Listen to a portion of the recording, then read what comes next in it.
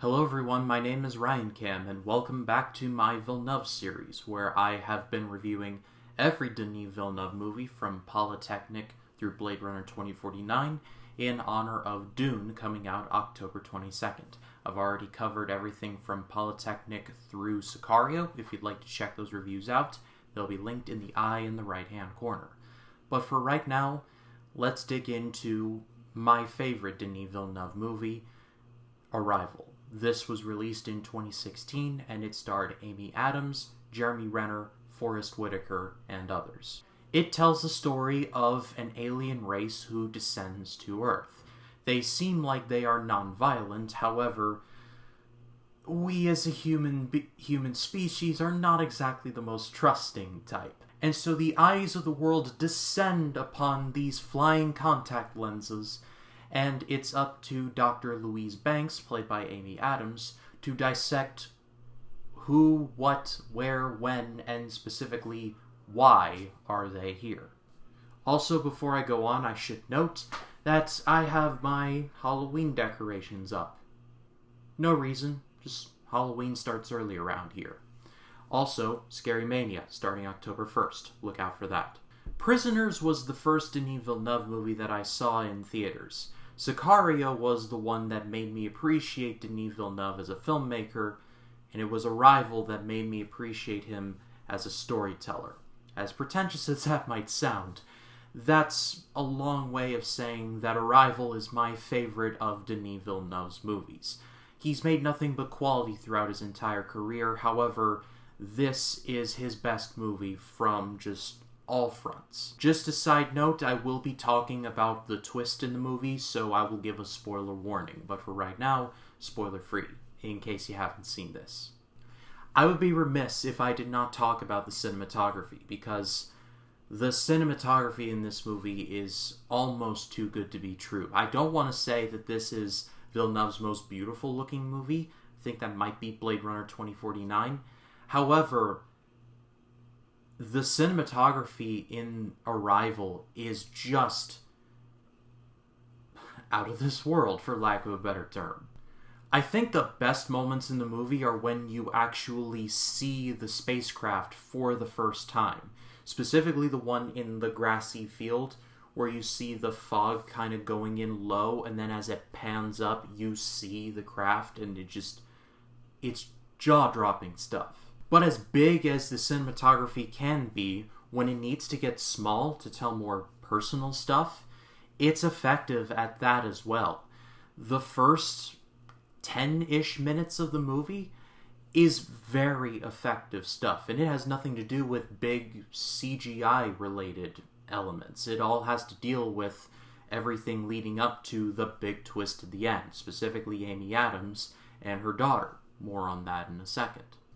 In this opening sequence, Villeneuve is digging into his bag of tricks here with the Polytechnic-style voiceover that you hear at the beginning and the end, and not really in between. That's something that I really appreciated, how Villeneuve could go back to one of the first movies he ever did, something super obscure that probably no one has ever heard of, and use it in one of his, if not his, best movies. It really shows that he cares about where he came from.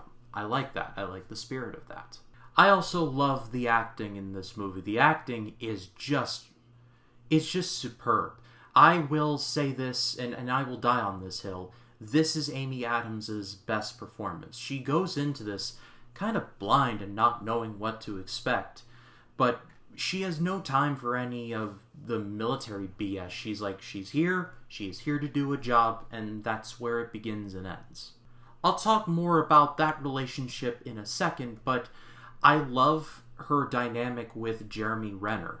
When I was talking about this movie with Rachel over at Rachel's Reviews, I believe it was a live stream, and she brought up the fact that this was a romance, and it wasn't until this rewatch that I got what she was talking about.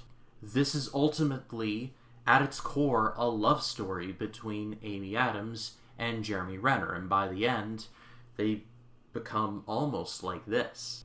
But that whole thing is done so subtly, it doesn't feel forced. but it took me this long to figure out what that plotline was all about, so that's a pretty good sign, I'd say. Something I also loved is the fact that this movie doesn't really go into the cliches of the military going like, we need results yesterday, where are they? The closest they come to this is probably Forrest Whitaker's character, but he's not as bad as others that I've seen in similar movies. There's the government official, specifically in the Chinese camp, who is a particularly itchy trigger finger, who is like, we want these things out of here. But it's done for an understandable reason. It's not done more over the top. And without going too deep into spoilers, something does happen involving the ship, just as things are starting to go really well, as does in most sci-fi movies, specifically in, say, Contact, when the bomb goes off on the first ship. But as cliche as that goes, it's done very well. The movie just flows together very nicely. And I guess this is as good a place as any to talk about the plot twist. Spoiler warning, jump to this part of the video if you would like to hear my final thoughts, to this time code right here. So spoilers from here until that point. At the beginning of Arrival, we see a sequence in which you see that Amy Adams' character has a young daughter. You see them grow up together and eventually grow apart due to teen angst, I suppose. But then you later learn that the daughter has passed away. It's never explained what exactly, but let's just go with some kind of terminal cancer. After the daughter's death, the movie picks up and we get into the meat of the story. However, the movie is leading up to the big bombshell that the events of Arrival after that sequence take place technically in the past, and the aliens basically give a vision to Amy Adams' character that after these events she will get married and she will have a child. However, that child will die of that terminal cancer. It's labeled as a possible future, but considering that it is shown in the beginning, you lead to believe that it is a very strong possibility. This twist leads into the question of, if you were presented with a scenario like that you would be happily married, you would have a child, only to have that child pass away and have other tragedies befall you, would you do it anyway? I don't think it's really a simple answer. I was mulling this over in my head for several days, and I was thinking to myself, if I were in that situation, would I do it? And at first I'd be like, no, I wouldn't want to have a child and then that child just, be taken from me. I mean, how wrong is that? However, the movie does present it as a possible future. It's not set in stone. In the words of Doc Brown from Back to the Future Part 3, the future is written, but it can be changed. Ultimately, it's a thought experiment, but half of the fun of this movie is thinking about what you would do in that scenario. From a technical side of things, this movie's great, but the story aspect just gives it that extra level of just oomph. At the end of the day, throughout this Villeneuve series, I've gained new appreciation for movies like Prisoners and Sicario. However, my love for Arrival has never waned. If anything, it's grown stronger.